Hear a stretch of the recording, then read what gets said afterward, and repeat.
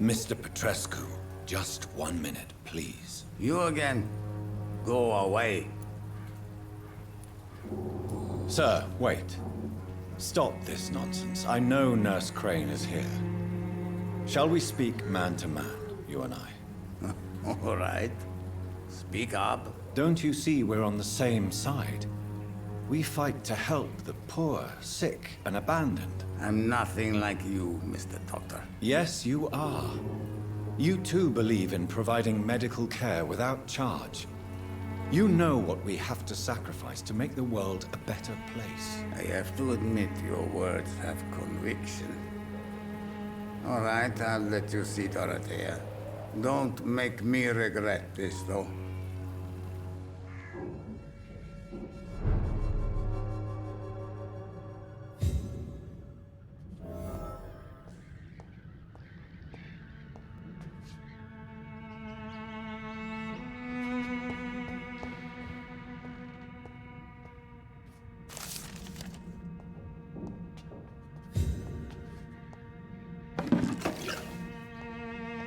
It's locked, all right.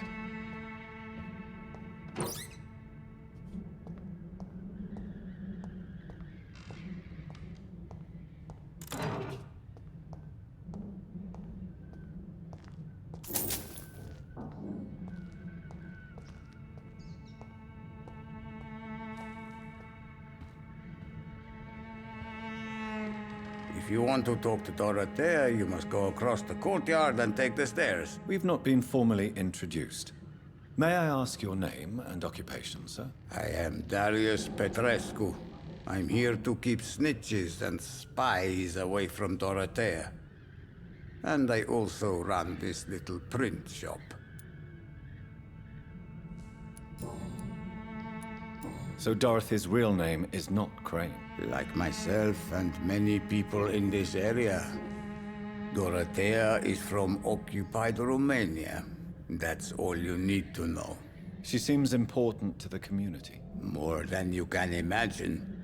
The West End does not want to hear of Whitechapel's misery. Dorothea is one of the few doing something about it. Tell me everything you know about Camellia, the mute florist. I do not believe in the afterlife, Doctor, but I'm almost convinced Camellia is an angel. She volunteered to give out our medical leaflets. Goodbye, Mr. Petrescu.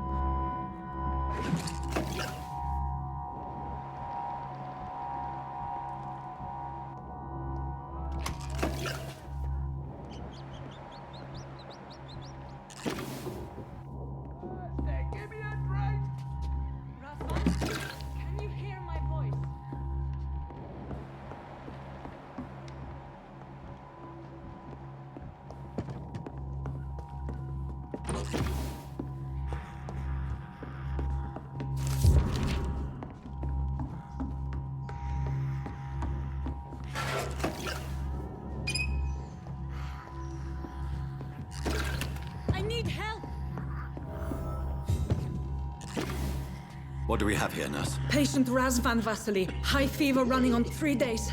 Complaints of dizziness, muscle aches, and head pain. Diagnosed with influenza. Treatment? Aspirin and salicin for the fever and discomfort. Liquids for dehydration, but he's having trouble keeping even water down. Thank you, nurse. Anything else I should know? He did lose consciousness this morning, but he's never had convulsions like these. He's not convulsing, he's choking. He's not getting any air. Scalpel! Hand me that scalpel! What can I do, Doctor?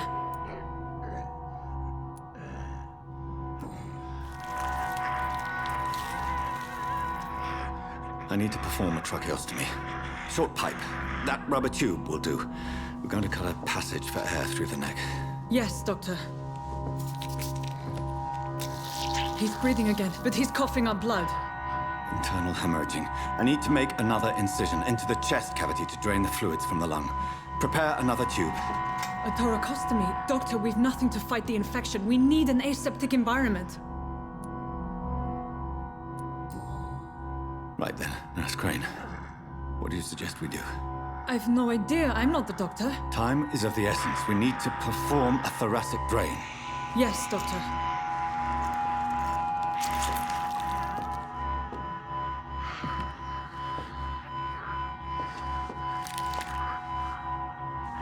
He's still bleeding, Doctor. I'm losing his pulse. The drain must have punctured the intercostal artery. There's too much blood. Are you all right, Doctor? I can't see.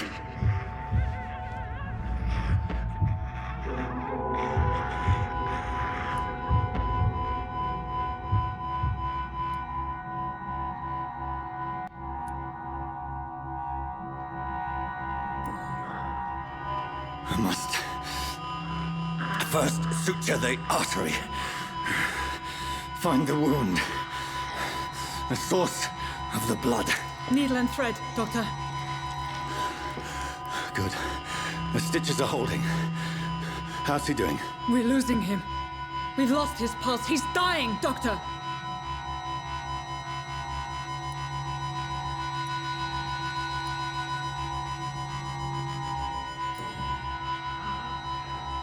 A dose of epinephrine, now. Yes, Doctor.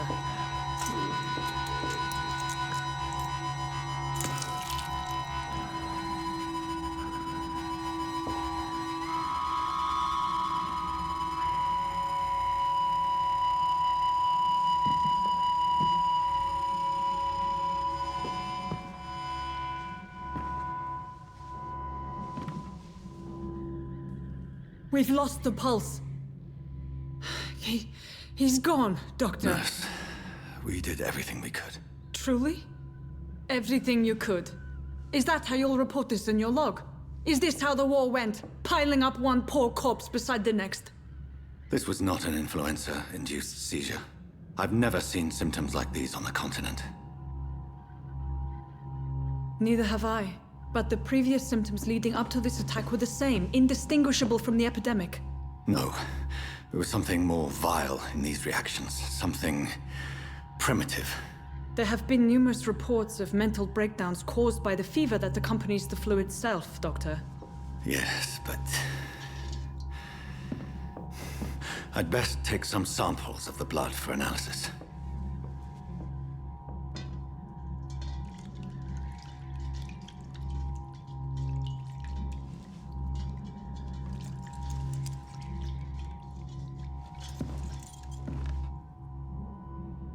I doubt you're here to test my bedside manners.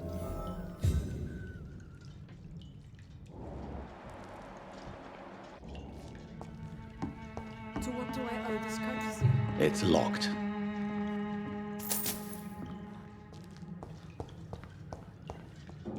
This is an unfitting place for the illustrious Dr. Reed. You shouldn't be here. I suspect it was more than intuition alone that led you to us. So, how might I be of service, Dr. Reed?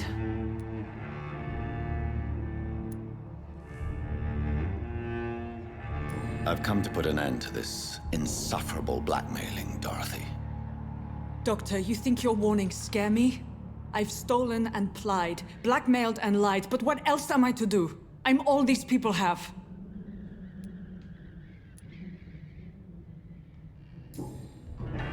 You've convinced me of the sincerity of your actions and their noble justifications. But all the same, blackmail is a crime, and it will stop, Nurse Crane. So, are you going to turn me over to the authorities?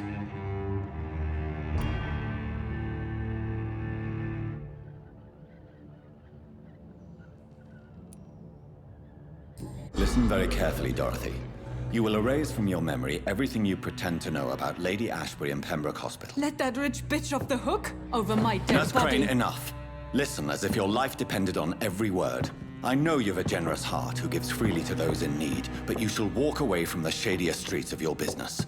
I will never abandon... Dorothy, the discussion has come to a close. Your clandestine activities in the Resistance are over. Let it go. I'll let it go. Yes. All gone.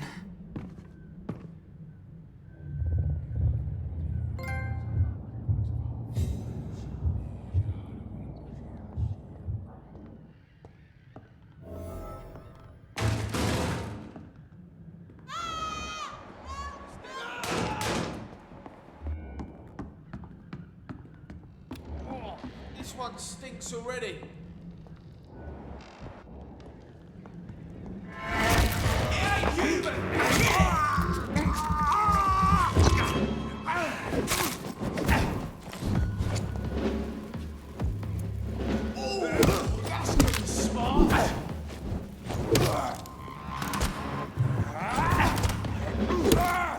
Watch it! It's a killer!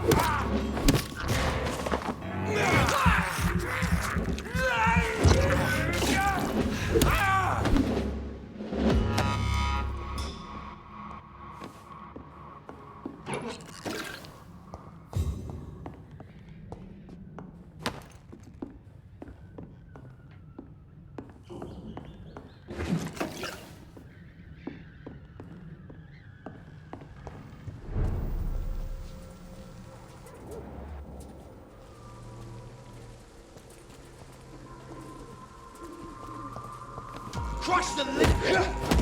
It's one of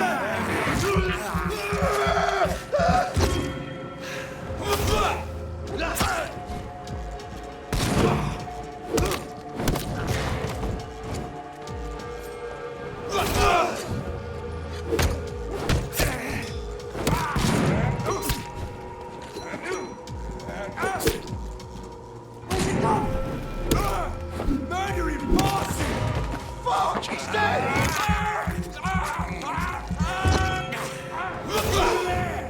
There's one of them!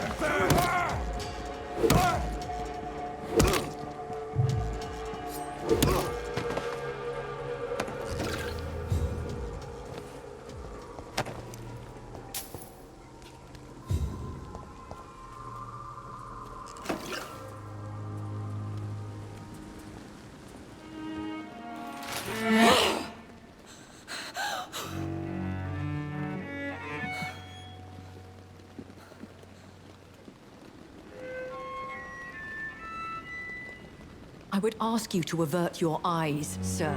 Or did you not know it was rude to stare? I knew it. Speak up, Dr. Reed. I like a man who speaks his mind.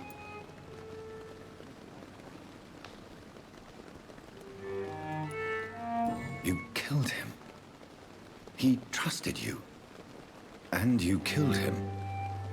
Spare me your sarcasm, Jonathan. You are but newly born in this world.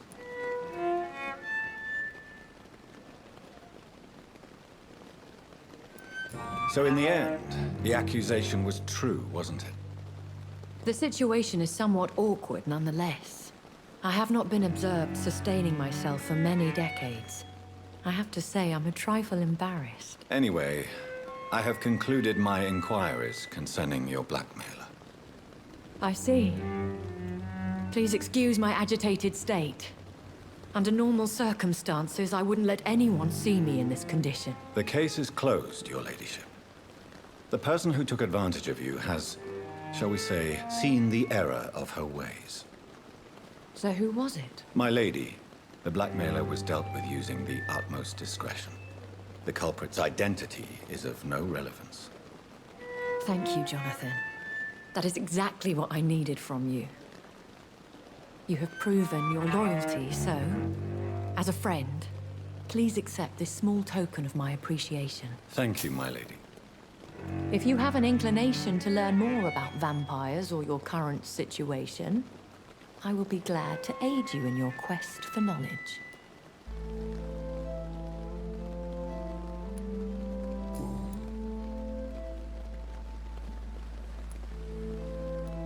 A vampire? Is that what I am? What we are?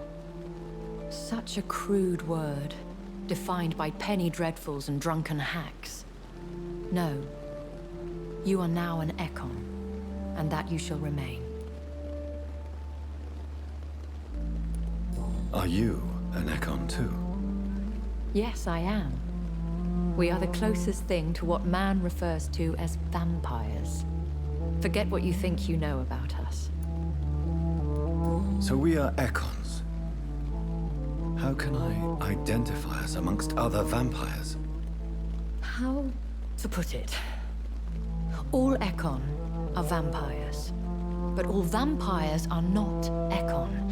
We are but a branch of the immortal tree. I've been hearing a voice talking in my head. Is this some kind of insanity? It feels like the voice of the vampire that created me. Hush. Tell no one this. It would be unwise to talk of such things amongst British immortals. Speak no more of your maker. How could this cause offense? Only the powerful immortals can mentally call to their progeny. No vampire or hunter will sleep easy, knowing that an unidentified elder is stalking the streets of London. Excuse my forwardness, but... are you my maker? Me? Goodness, no. Only a foolish immortal would create a progeny without taking precaution, and I'm no fool.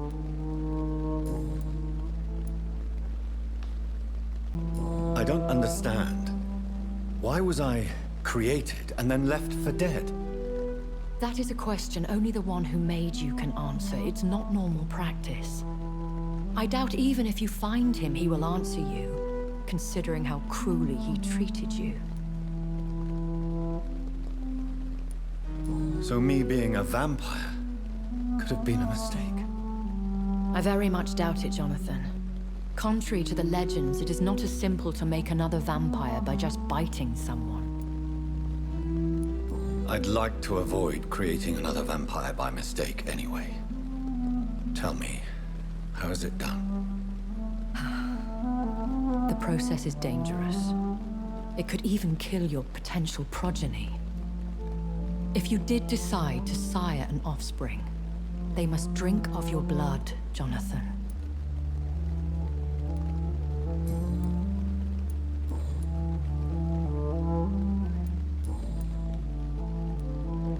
Why did you save me in the canning factory?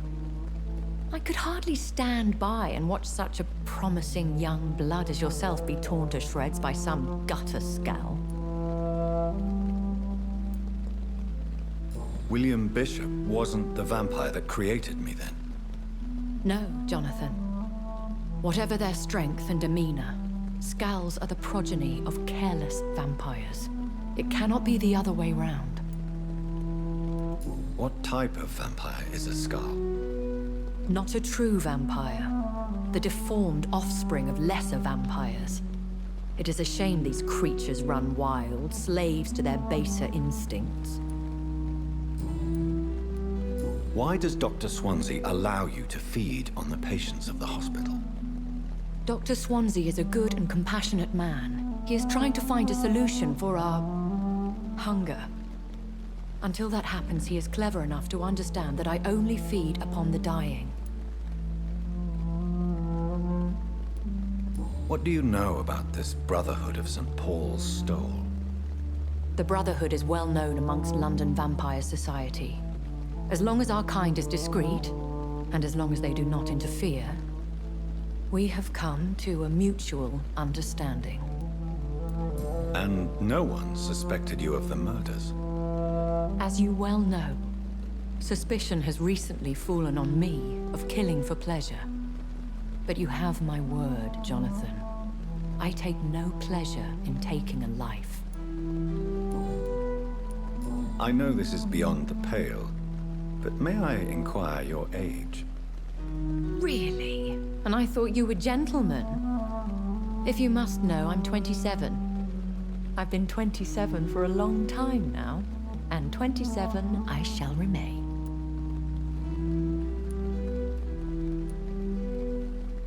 And who bestowed upon you this eternal youth? My maker. He left this isle a long time ago. Very well. But I believe there is more to this than you are saying. A lady has to have some secrets.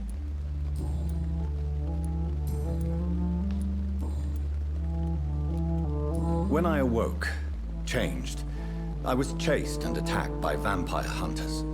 Prepared and well-trained. Though I can't be certain.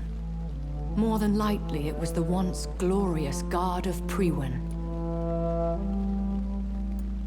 Once glorious, but still dangerous. They have seen better days, but all fanatics are dangerous. You would be wise to stay clear. They are sworn to destroy our kind. You make them sound like some sort of cult. More a society, and like all the best ones, a secret society. I thought them almost gone, but it seemed they have been recruiting. I've been away from London and England for 3 years. This isn't the city I remember. Things have gone from bad to worse here, Jonathan. I've lived in this city for a long time, and I've never seen it like this. The Spanish flu has hit London that bad. Yes, but it's not just that. I've heard things. Things I've not heard for a very, very long time. There are whispers in the shadows. Something far worse than the Spanish flu is here in the city. What is it you fear? Fear has long since flown this form. But there is something malevolent circling us. I feel fear is merely waiting in the wings. Are there many vampires here in London? Immortals are of a rare breed, and we often tend to hide. But you may occasionally meet some of us at night. Do you know any of them? Have you an idea of the identity of the vampire who attacked me? You mean your maker? No, Jonathan, I have no clue. But I fear he or she is as careless as cruel. To let you discover your new condition by yourself. What do you mean? Every now and then, you may discover an immortal in the deep of the night. But we are a rare and reclusive breed. Our progeny is almost never accidental. Will they all be as affable as you, my lady? I do not see why not. But remember, even the shark smiles before he bites. That sounds like a lesson from experience. Vampire politics are as intricate and sometimes tedious as a game of chess in a gentleman's club. I've learned from experience it is best to decline to play. I bid you farewell. For now, my lady. I must quickly analyze the blood I took from Nurse Crane's patient.